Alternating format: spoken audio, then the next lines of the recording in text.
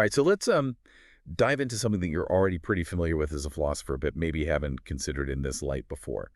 How your field tackles information technology. Mm. And I don't mean the coding side, of course, Right. but like the deep questions about what this tech means for us as humans. Precisely.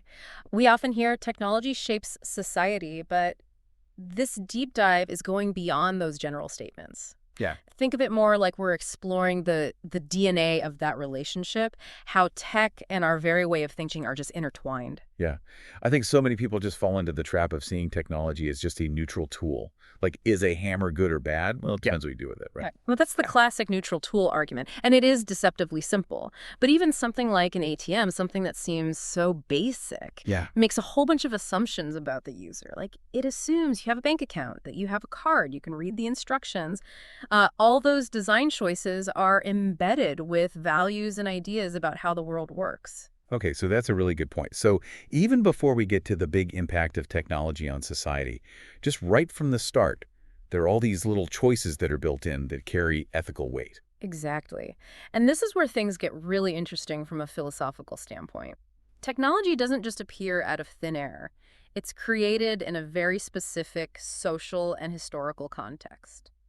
Power dynamics, cultural values, economic systems all feed into how technology is designed and used. But doesn't technology also shape society? Yeah. It's kind of like that chicken and egg problem, right? Yeah. I mean, the printing press obviously had a huge impact on how knowledge spread, and it probably helped kick off the Renaissance, right? Absolutely. But the key here is that it's not a one-way street. It's not just technology causing social change or vice versa. It's more like a dance, this constant back and forth where they shape each other. Uh-huh. And this is where phenomenology comes in. Okay, so as philosophers, we're already familiar with phenomenology. Right. But how does it change the way we look at something like the internet? Well, instead of seeing the internet as just this network of computers, phenomenology asks how it shapes our experience of the world.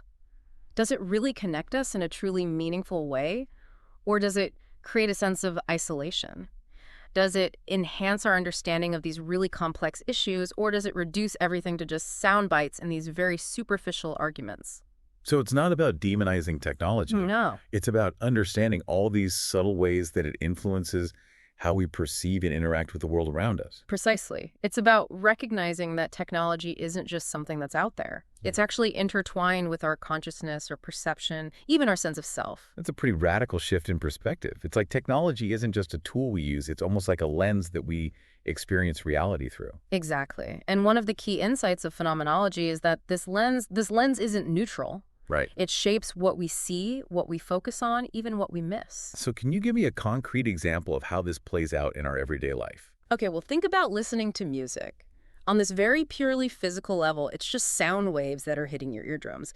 But your actual experience of the music is so much richer than that. Of course. It evokes emotions, memories, maybe even makes you want to dance. Yeah. It's definitely not just raw sound. Exactly. And phenomenologists would argue that technology plays a huge role in shaping that experience. Listening to music on these high-fidelity headphones versus listening on a tiny phone speaker creates a completely different feeling, even if it's the same song. So the technology isn't just delivering the music to us. Yeah, It's actually influencing how we experience it and how we interpret it. right. And this applies to all sorts of technology, not just music. The way we experience the world, the way we think, the way we connect with each other, it's all shaped by the technologies we use. That's fascinating. So instead of asking, what is technology? Right. Phenomenology asks, how does technology change our experience of being in the world? That's a great way to put it. And that question opens up a whole new way of thinking about all these ethical challenges that we face in a technology-driven world. But before we dive into those, let's meet some of the key thinkers who laid the groundwork for this phenomenological approach. So as philosophers, we're in good company when we start asking these questions about technology and experience. There's a whole lineage of thinkers who've wrestled with this. Yeah, give me the rundown. Whose work should I be revisiting with this tech lens in mind? Well, you can't talk about phenomenology and technology without mentioning Martin Heidegger. Of course. Now, Heidegger can be a bit dense, Yeah. but his ideas about technology are so relevant to this conversation. He argued that technology isn't just about the gadgets themselves, it's a way of thinking that sees everything as a resource to be optimized and controlled. Okay, so it's not just that we use technology, it's that tech shapes how we see the world in the first place. Kind of like how we frame a problem influences the solutions we come up with. Exactly. Heidegger called this inframing, where we start to see the world as this standing reserve, just raw material waiting to be used for our own purposes. And he was worried that this could make us lose sight of other ways of being, other ways of relating to the world that are less about control and domination. So an example of this might be how we use apps to track our productivity or optimize our workouts, even schedule our leisure time. Right. It's like everything becomes a data point to be analyzed and improved. That's a great example. And it's not that those tools are inherently bad, but Heidegger would argue that we need to be mindful of how this way of thinking, this inframing, can limit our experience of the world. Yeah, it makes you wonder if we're optimizing our lives or just becoming cogs in a giant machine of our own making. Right. And that's where someone like Albert Borgman comes in. Ah, yes, Borgman. He was heavily influenced by Heidegger I'm familiar with this work. and argued that this focus on technology as a means to an end can lead to what he called the device paradigm. Okay, yes. The device paradigm. For Borgman, a device is something that provides us with a specific commodity or service, but in a way that hides the complexity and the richness of the world behind it.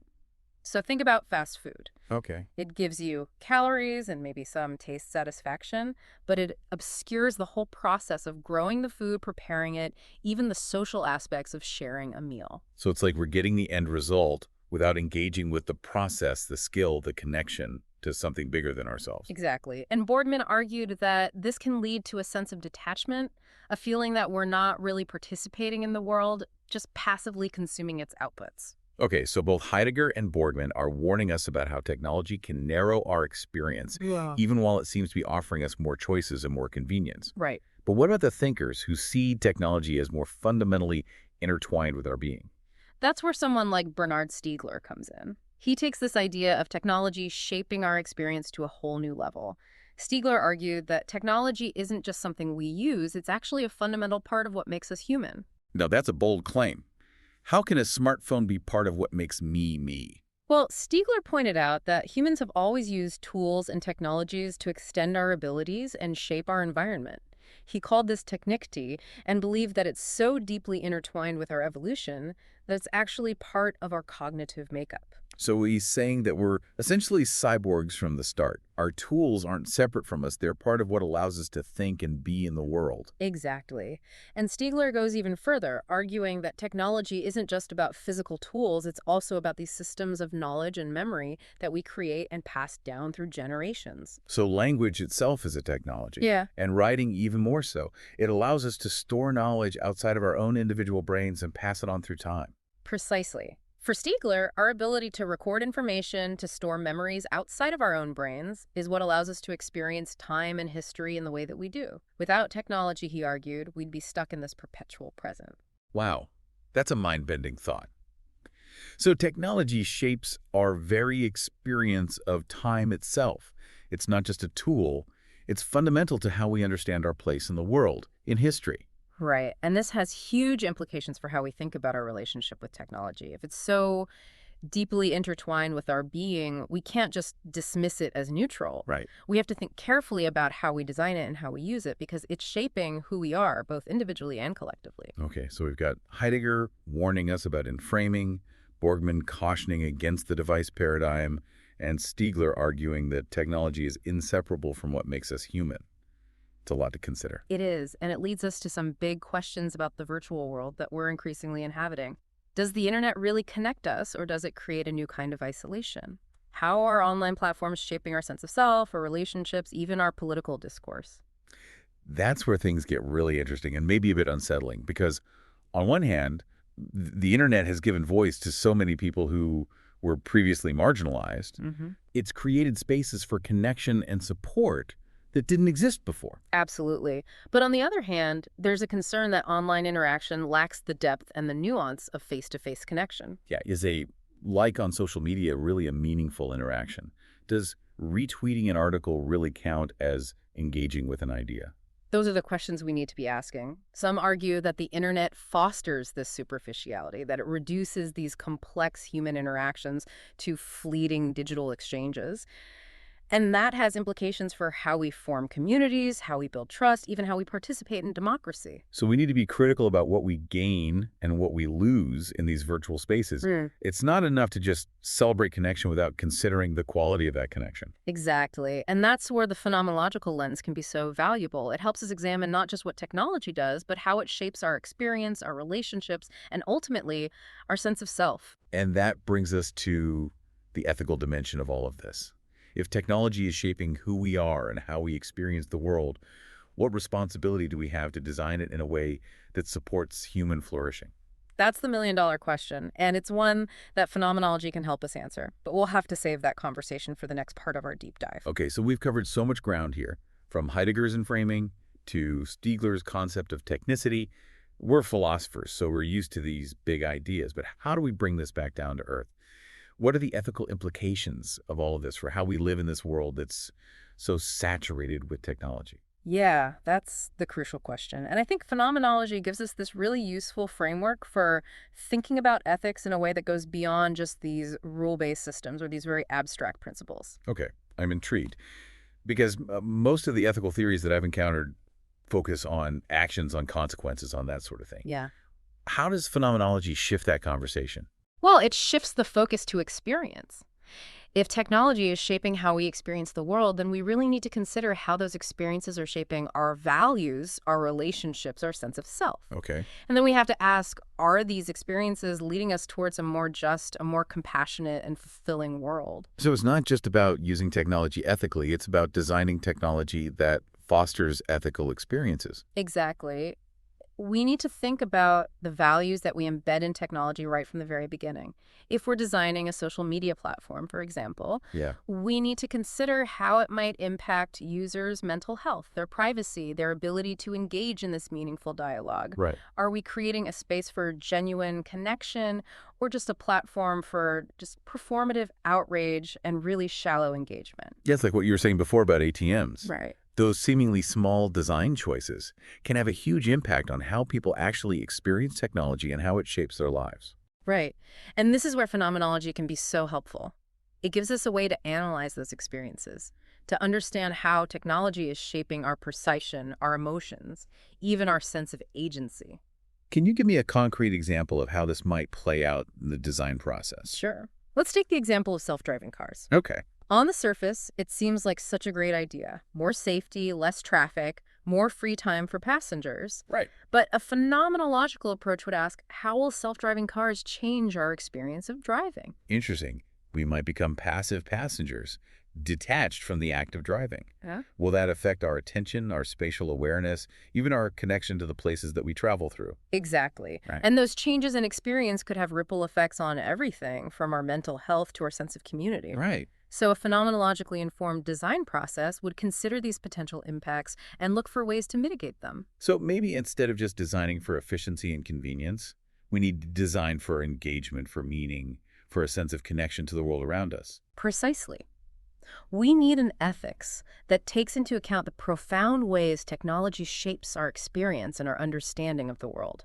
And that's where philosophy, and specifically phenomenology, has so much to offer. This has been such a thought-provoking deep dive. It's made me realize that as philosophers, we have such a crucial role to play in shaping the future of technology. Absolutely. It's not about rejecting technology. It's about engaging with it critically and thoughtfully. It's about asking the tough questions about how technology is shaping our lives, our values, and our understanding of what it means to be human. So for our listeners, what's the key takeaway here? What should they be mulling over as they go about their day interacting with all this tech? I think the most important takeaway is this. Technology is not neutral. It shapes how we think, how we feel, how we interact with the world. And that means we have a responsibility to be mindful of its impact, to use it wisely, and to demand that it be designed with human flourishing in mind. The next time you pick up your phone, open a laptop, interact with any kind of technology, just pause for a moment and consider, how is this shaping my experience? Am I using this technology or is it using me? That's a powerful thought to leave us with. We've only just scratched the surface of this topic, but hopefully we've sparked some deep philosophical reflection for our listeners. Thanks for joining us for this deep dive into phenomenology and information technology.